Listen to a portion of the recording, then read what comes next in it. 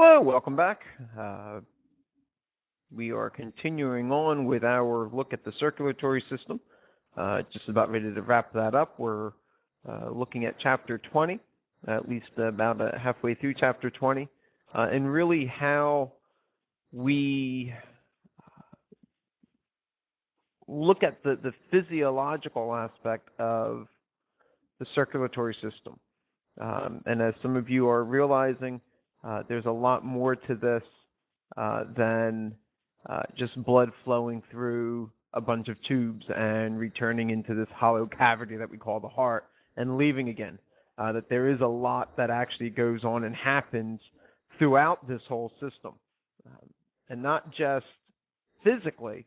When I talk about physically, I mean not just through the physics of it, not just through the anatomy of it, but as we're starting to discover more and more, there is an immense amount of biochemical activity that is happening throughout this cardiovascular system.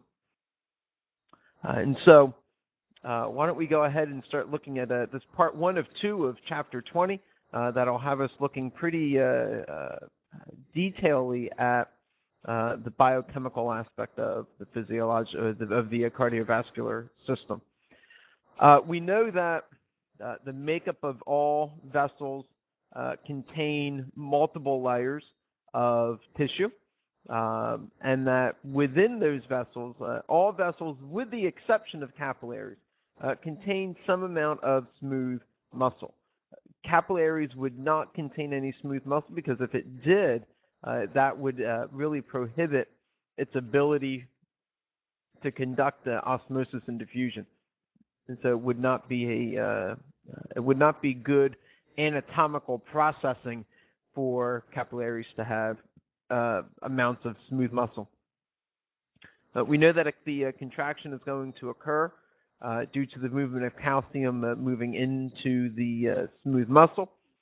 This is nothing new. Skeletal muscle operates by the same way. The calcium has to be released from the terminal cisterns. We know that within cardiac muscle, myocardium, it's going to work the same way there. And again, we see this within smooth muscle. Calcium has to be present. What's a little bit different here is the fact that where calcium is strictly released specifically within skeletal muscle from an action potential, we don't see that here. The action potential is kind of bypassed, if you would, in a sense, and this release of the CO2 within the smooth muscle of the vessels is directly stimulated from either a neurotransmitter, a hormone, or a paracrine effect. And so we see a little bit different of a setup going on here.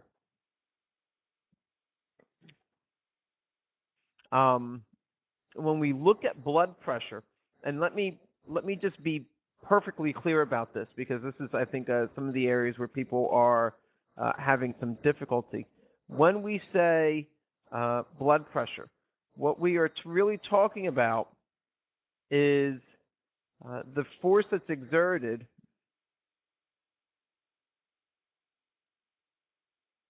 on the vessel.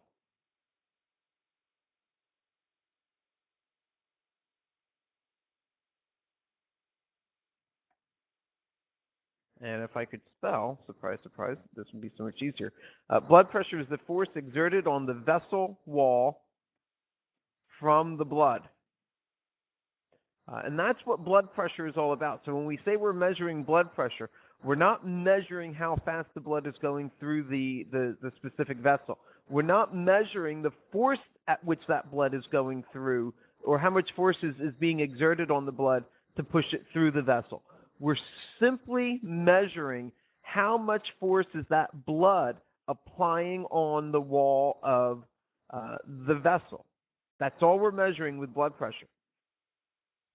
We know that the highest amount of pressure is found within the aorta at about 120 millimeters of mercury, and that is during ventricular systole, so as the ventricles are contracting. We know that during ventricular diastole, the pressure is going to fall. and it's going to fall down to about 80 millimeters of mercury, and that would be referred to as the diastolic pressure. And when we talk about pulse pressure, we're talking about how strong is the pulse. In some ways, this pulse pressure is directly related back to how strong the contraction is.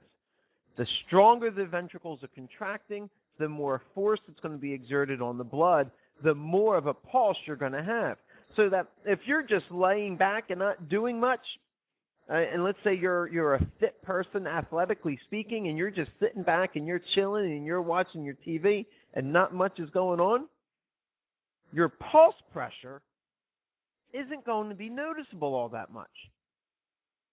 But if you're out and you're running a 26-mile marathon and you go and you take your pulse, that pulse pressure is going to be greater. So it's that strength of the pulse. And we simply measure that systolic pressure minus diastolic pressure. That is going to equal your pulse pressure. So once again, it would be your systolic pressure minus your diastolic pressure equals your pulse pressure. Now, and I throw this in just as a little bit of a side note, because I want you to make sure that you understand how this blood is moving through the venous system in particular.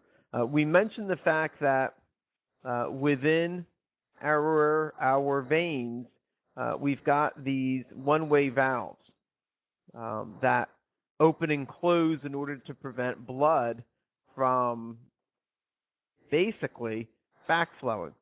We don't want blood going in that direction.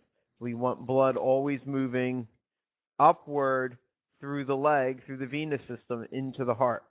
And so what will happen typically is when a muscle contracts, it will contract the veins that are within its proximity.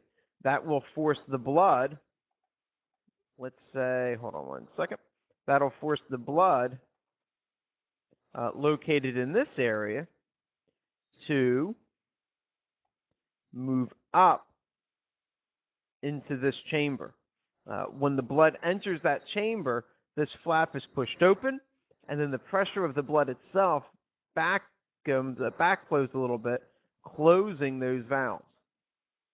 And when it closes the valves, and again we're referring to these valves right here, that is what's going to lock the blood in until you have another muscular contraction, which will then force the blood back up into another chamber, or the next chamber of the veins. And so that's really what we're referring to when we talk about venous flow. We've got these one-way valves along with the skeletal muscle, which is going to contract and exert force. So that's a little bit of a side. It doesn't really fit anywhere else, so I just kind of threw it in right there for you. Real quick, we just got done defining pulse pressure. I want to talk about mean arterial pressure here just for a little bit. This is the driving pressure found within the arteries of the body. When we talk about driving pressure, how much force is being exerted on that blood? Naturally, the more force that is being exerted on the blood, the more pressure it's going to exert on the walls. And so in some senses, mean arterial pressure is related to blood pressure, but it's not the same thing. There's a very distinct difference.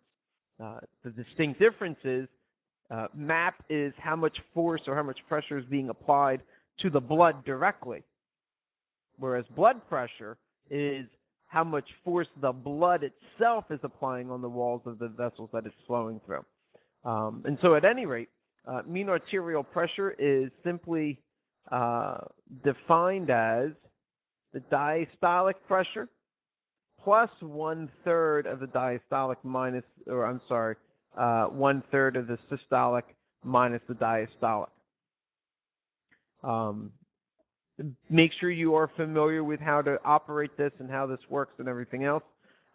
Just know that if the mean arterial pressure is consistently low, that means that you're going to have a lower amount of blood pressure, and typically that's going to lead to hypotension. Whereas hypertension would be consistently high mean arterial pressure. More driving force, which means more pressure within the blood, which means more pressure exerted on the vessels. And of course, hypertension can get to the point where you weaken or thin out the walls of the vessels, which could lead to one of those vessels bursting or breaking. And then you've got bleeding on the brain in the case of a stroke or just a regular aneurysm anywhere else throughout the body. So why don't you take a few moments.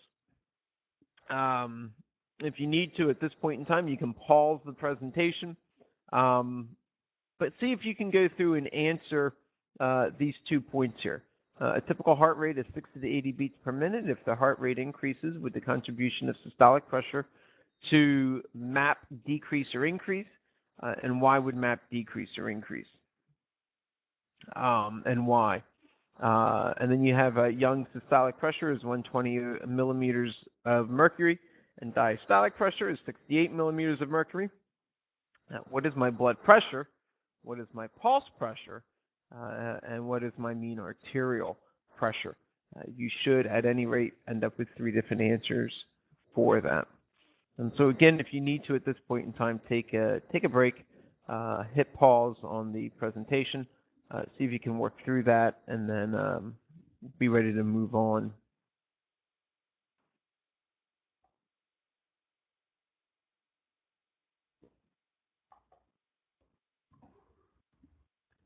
When we talk about regulating blood pressure, the amount of blood that we have in the body typically doesn't change. Typically doesn't change. It remains pretty consistent. But if our blood volume, let's say we had a major loss of blood within the body, that's typically going to drop or decrease the blood pressure.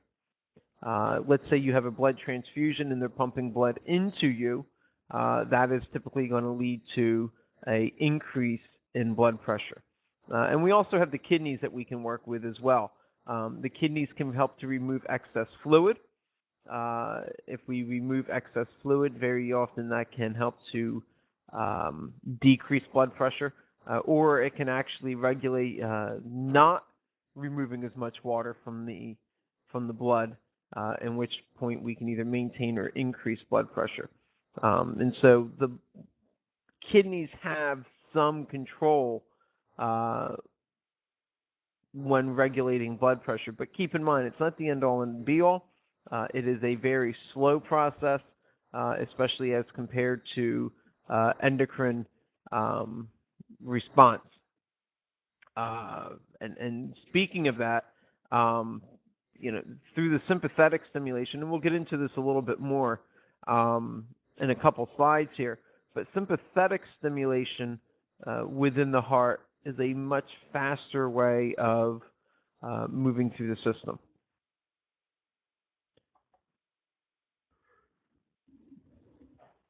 And so if we had to explain what I've just gone over as far as helping to regulate blood pressure, we could very easily do that through this slide.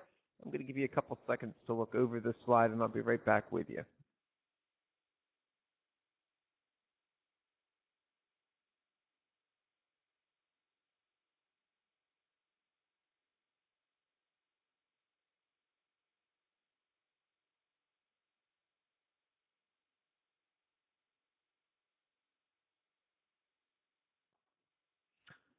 So looking at this, we understand that if we have a increased blood volume, that's going to also lead to an increase in blood pressure. Again, multiple factors can increase blood pressure. Blood volume is one of them. If we're looking to quickly respond to this issue, then we're going to go to this side of the map. If we are looking for the lazy guy's way of responding to increased blood pressure, then we're going to look at this side of the map. And so for the fast response, we're going to deal strictly with the cardiovascular system. Vasodilation is going to open up those blood vessels. If we decrease cardiac output at the same time, we will then go ahead and restore blood pressure back to normal. If we were looking for, if it's not an emergency or not overly critical that we drop the blood pressure quickly, we can always look at kidney control. Kidneys would then remove extra fluid from the blood, which would decrease the blood volume, which would lead to blood pressure dropping back to normal. You're talking about at least on the quick side, you're talking about regulation within seconds versus regulation within hours on the kidney side. Now, I mentioned cardiovascular system control. The arteries in particular very often respond to the sympathetic nervous system. So we have norepinephrine and epinephrine, two of our old friends that we are definitely used to seeing and working with and hearing a lot about, as we talked about with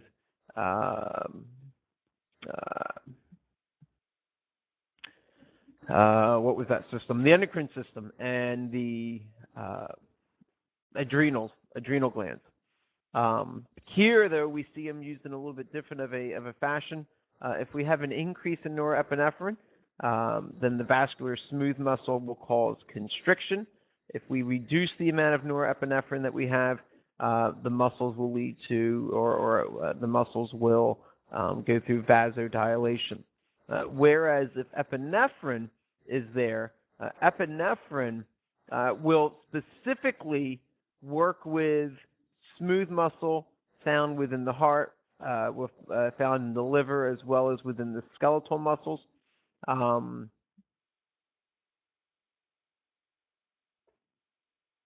Which helps to at least control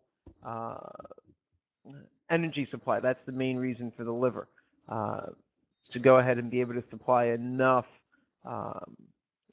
sugar byproduct or carbohydrate byproduct to be able to run the skeletal muscles, as well as then the arterioles as well. So epinephrine is going to excite those areas, and so if we have a need for more blood flow, they're going to be working there as well. An increase in epinephrine will also cause vasodilation. Oh, by the way, I should also mention, specifically, when we talk about epinephrine binding to smooth muscles and dealing with the heart and the liver and the skeletal muscles and everything else, we are talking about them binding to alpha receptors. And those alpha receptors are responsible for the coordination of that first part with epinephrine. Whereas if you just have a generalized increase in epinephrine, it will cause vasodilation, which makes sense because norepinephrine and epinephrine are opposites of one another. And so epinephrine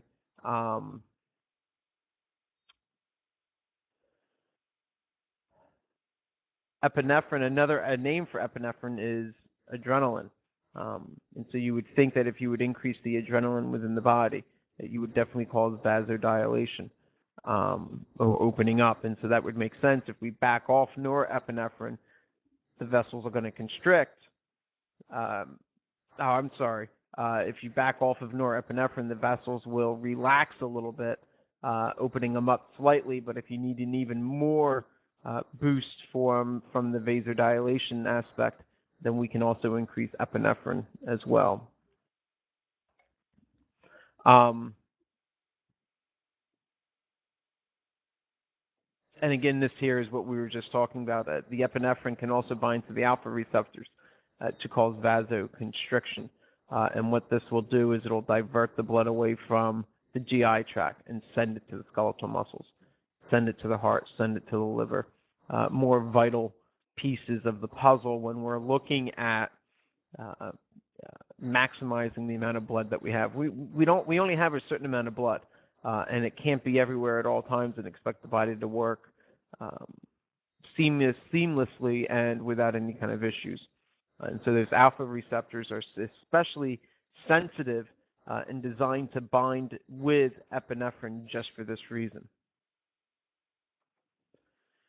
All right, last little bit that I want to touch on for this session, and then we're going to stop. I'll let you digest this. You can go back and listen to this a couple more times, and then we'll jump into a little bit more about filtration, reabsorption, and the baroreceptors, as far as monitoring blood pressure as well. But as of right now, what I need you to pay attention to is the fact that the human body does contain about 50,000 miles of capillaries. That is the equivalent of going back and forth from here to San Francisco, roughly 17 and a half times. That's how many capillaries are just in you. Not everyone in the class, specifically you. The red blood cells that we have within our body pass through this immense chain of capillaries one at a time. And that's to make sure that we have a maximum ability for offloading the oxygen and then loading those red blood cells with carbon dioxide and being able to have the waste products being reabsorbed back into the plasma. And then, as we mentioned in class, one of my top 10 favorite scientific words, the blood flow is going to be regulated through these precapillary sphincters. Sphincter being the key word there. And so here's a sphincter there, there's a sphincter there, there's a sphincter there, there's a sphincter there. And all these sphincters do, here's another sphincter over on this side, all these sphincters do are simply constrict at those capillary areas, and that will diverge or divert blood flow to another part of the capillary bed. And of course, if it opens up, it will allow it to go through. And so this is again, this is a key component, if you would, of